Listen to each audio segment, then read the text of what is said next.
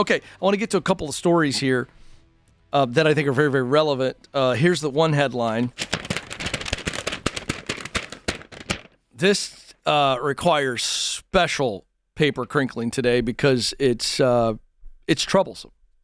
The headline: some Gen Zers can't believe a $74,000 salary is considered middle class.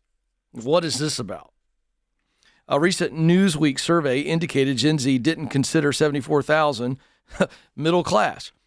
And so there is a viral TikTok that has also gained a lot of traction.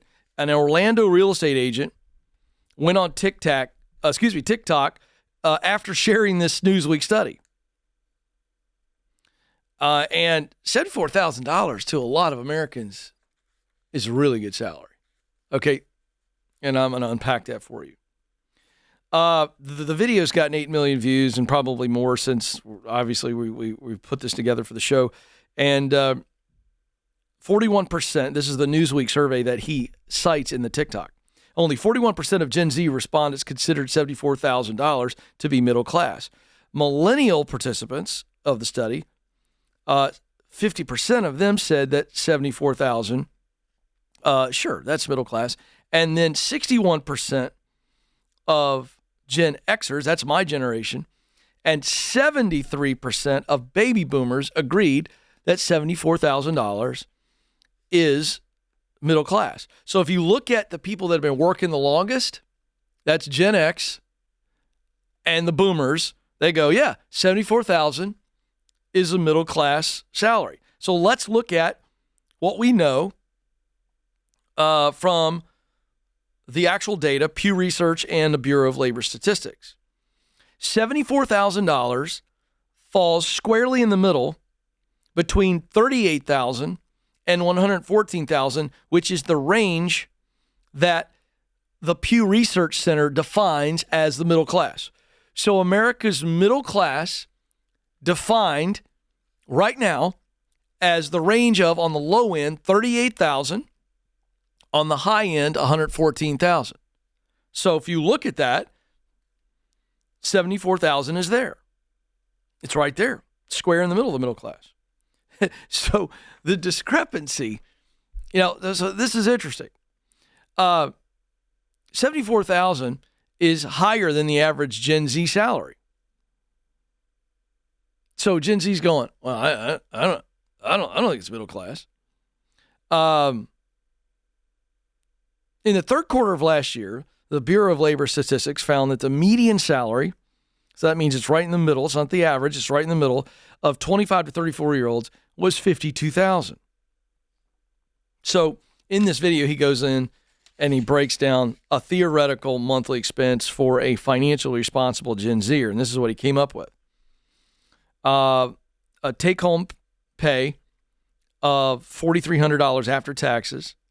Then you got health insurance, 401k investments, and then he put an estimate of $1,400 on rent, a shared apartment in a mid-sized city, groceries $600, and other expenditures such as student loan payments. And this is where it gets interesting: car payments, phone bills, leisure money.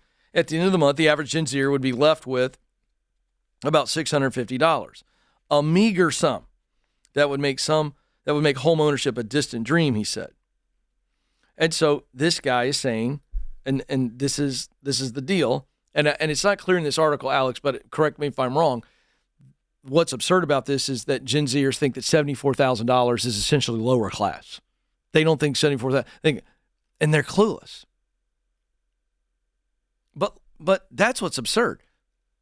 First of all, they don't know what they're talking about because they don't look at, did any of them go, When surveyed, did any of them say, well, what is the range of current middle class, and answer the question that way? No, they didn't. They just answered a survey. No, I think $74,000 is lower class.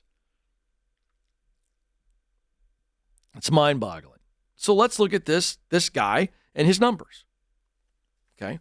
Because he's saying to have $650 left over every month is a meager sum. Okay, let me do the math on that. Let's take his example, and let's say that a Gen Zer can save $650 a month in this budget. By the way, this budget, and I'm going to come back to this, includes a student loan payment and a car payment. Okay? And then we don't know what the leisure money was, but we can do the math. $4,300 minus $1,000, $3,300, another $400, so $2,900. And he had $600 for grocery. That takes it down to $2,300. And then he's playing it out. So the leisure money. So we've got an unidentified category of leisure money. But let's just take the $650 a month that these Gen Zers would have. Now, last I checked, Alex, 6 times 12 is 72. So if we take the $650, so we take the 600 times 12 months, that's $7,200 for you mathematicians. And then there's the 5 times 12, that's the $50 over 12 months. That's another $600. So by my estimation, by this TikTok that went wild, an average Gen Zer could save $7,800 a year. Is my math right, guys? Thank you very much. That's pretty good. And they're sniveling at that. That's meager. How many Americans, Alex, would like to save $7,200? Excuse me. Sorry. I got my math. $7,800 a year. A lot. Now, let's go back into this TikTok budget because this is absurdity. By the way, I have a phrase for this that I'm going to unpack in just a second. So if I've angered some of you Gen Zers, wait for it. I'm about to anger you a little bit more. But somebody needs to be your dad. I'm going to be your online dad today. You're pissed at your dad all the time, so I don't mind if you're pissed at me. Here we go. Let's go into the little TikTok budget. Student loan payments. What if kids worked their way through college? What if kids didn't go to all the name brand colleges and get duped by the message that a college degree is the next natural step towards success? That'd free up some money, wouldn't it? The answer is yes.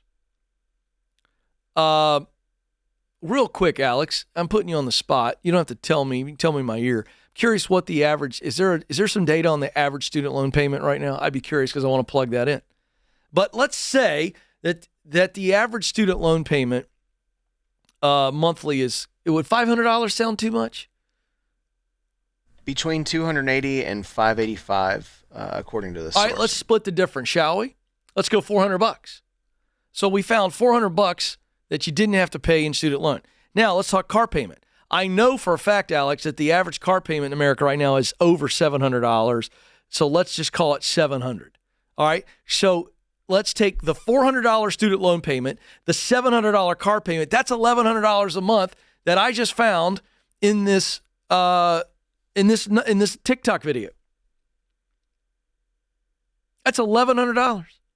If I round it down to $1,000, guess what? That's $12,000 a year on top of the $7,800. I'm going to round it up to $20,000. $20,000 a year on this salary in this TikTok video that went viral. And everybody's going, oh, I don't have enough money. I don't make enough money. I can't survive. $20,000 a year times 3 years is $60,000. A $300,000 house at 20% down payment is how much? $60,000. You could buy a house in 3 years. Am I right? The answer is I'm unequivocally right. And I got a sweater on. I'm not a boomer. I'm a Gen Xer. This is the kind of crap that's happening on TikTok that is creating this for the younger generation. Unrealistic expectations. And let me tell you what unrealistic expectations lead to. Unmet expectations. And unmet expectations leads to discouragement and depression and people not going for it. I just showed you with the same TikTok video, and I won't go viral for this probably unless we put this next to this guy's TikTok video and go, he's full of crap. And this is a vision of despondency instead of a vision of reality. Based on this take-home pay, with no student loan debt and no car payment, you can save up for a house in 3 years. Stick that in your pipe and smoke it. I'm tired of hearing all the griping. There is a way. The American dream is alive and well. You just got to work for it.